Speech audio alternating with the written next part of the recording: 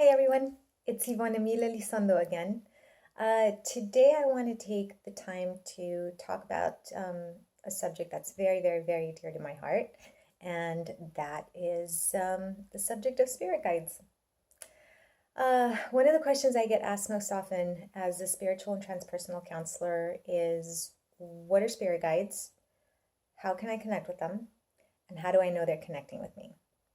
Okay, technically that's three questions, but they're all kind of rolled into one, and so I think we can talk about it very briefly. Well, spirit guides, if you're not familiar with the term, they are an energy source, a spirit essentially, that commits to providing us support during our earthly um, experience. And during our journey as humans, we have access to the spiritual side, to the quote unquote metaphysical side, and where spirit guides technically reside. Okay, their energy form, conscious energy form. And their main purpose is to provide guidance, to provide support, and to provide love and healing when necessary. Okay. My spirit guide, since I was little, I can remember, she used to be my imaginary friend, but then my imaginary friend didn't go away. So I learned at a very young age that she was actually a spirit guide, and her name is Holley. And some of you may be familiar with Holley because she's given you some amazing messages throughout the years. But so Holley is my life guide.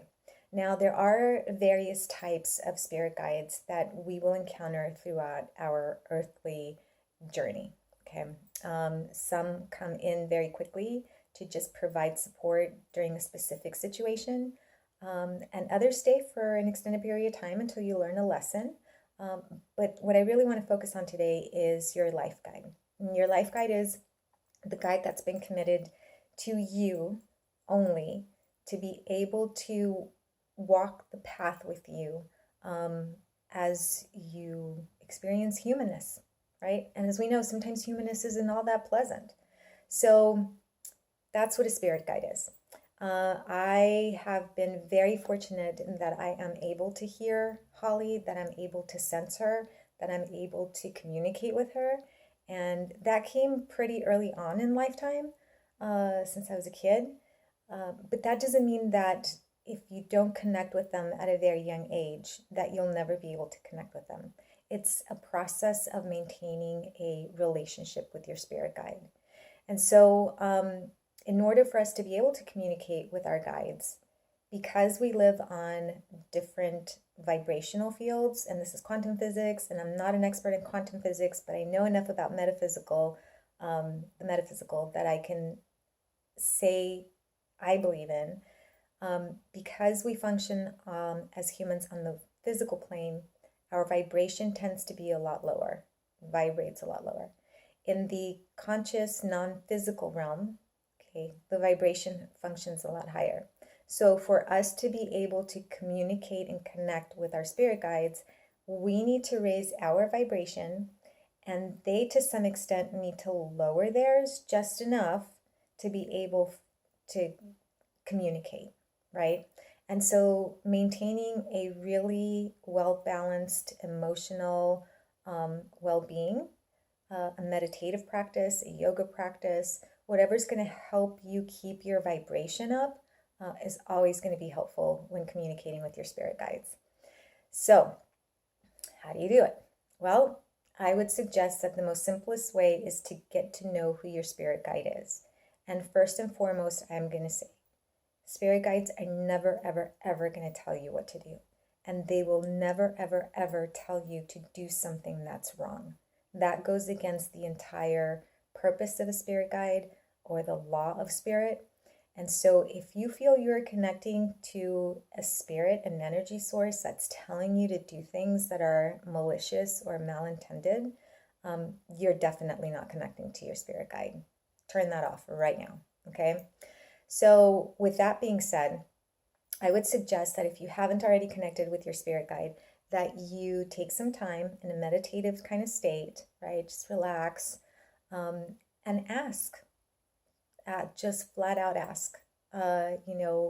Ask your spirit guide to present themselves in a manner that you will be able to hear, to notice, to see, to feel, okay, to sense, right? That's the best way we can do it.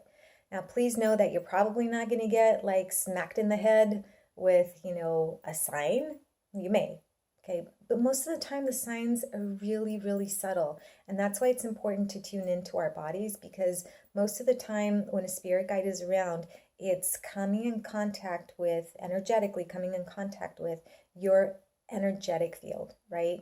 And that's a whole other discussion that we could have about the heart being electrical and the brain is electrical, so we emit, an electrical field. But when you learn to focus on that physical sense, you can definitely start to learn when your spirit guide is near and when they're trying to communicate. For example, Holley has always presented herself by giving me like a tingling sensation here.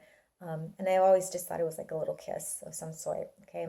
My angelic energetic guide tends to be more aggressive, and she will make me feel like she's doing this to my forehead, right? So I definitely know when she's around, and it's kind of, come on, Ivan, get with it, right?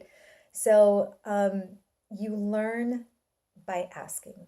You could say, for example, okay, spirit guide, I want to get to know you. Can you please give me your name? And then you just sit with it, and the name will come into your awareness, and you will know. There's like a subtleness to intuitive work. You will know when that name comes in, and you can ask again and see the response that you get. Or you could say, could you please touch the tip of my nose?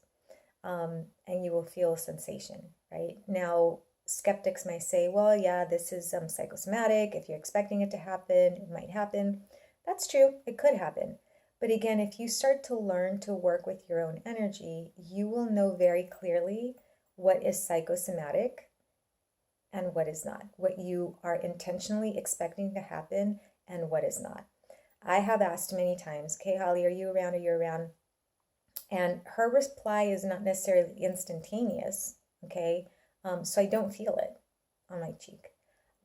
On, the opposite side of the coin, I could be busy and doing something, and all of a sudden I will feel her around, and so I wasn't even asking, right? So you will learn how to do that. So try that initial exercise. If you want, more exercises, I will be happy to help you with those as well.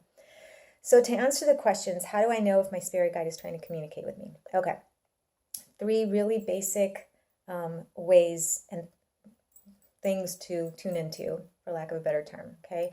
The first is your intuition, okay? Your intuition, again, is what's connected psychically to the entire web of energy that this universe is made of. Again, quantum physics, I'm not going to get too much into it, but we all have that ability to connect with one another, okay? In the physical realm and in the spiritual realm, non-physical realm. And so your intuitiveness is just a level of psychic ability, and everybody has it. So start paying attention to your intuition. For example, you might be in the car and out of the blue, you might feel like, wow, I really should get out of this lane. No apparent logical reason. And you switch over, and right around the corner, there's an accident that you might have run into if you hadn't switched lanes. Those are intuitiveness. That's how our spirit guides communicate with us, okay? The other form of communication would be through coincidences. Now, if you know me, you know that I do not believe in coincidences. No quinky dinkies here, ever, okay? Because we're all tied together in that web of energy, coincidences to me are events that happen randomly and for absolutely no reason, right? And so when you start to see synchronicities or quinky dinkies, coincidences in your life, that's probably a time to stop. Unless you're driving, don't do that while you're driving, just wait. But really start to focus and think about what those messages might be, right? So, for example, the other day, again, I was in the car, and I don't know why this happens in the car a lot, but I was in the car and I was having a kind of difficult, situation that I was trying to work through. And I remember very clearly saying, wow, I wish this song that reminds me of, my dad would, my biological dad who passed away, would, I kind of wanted to hear it. And I kid you not, like the next song on the radio was the song that I was looking for. That's the way that spirit guides are. They're letting you know, hey, I'm providing you support, I'm providing you love, we're good, right? And a third way would be through dreams, okay? Dreams or meditative states. If you have out of body experiences, during your meditative states, visions during meditates, yes, visions are not all that wacky, crazy kind of stuff. Visions are when you're tuning into certain brain waves. Again, not going to go into it too much there, but those are also ways that spirit guides can connect through dreams and through meditations. So that's the very quick in and out Spirit Guide 101. If you have any questions, if you want to learn to communicate with your spirit guide, or anything else, you could visit me on spiritualessence.com, or you're more than welcome to reach out to me. All right, well, Holly and I are very thankful for your time, and everybody please stay safe, right? We'll talk to you soon. Bye-bye.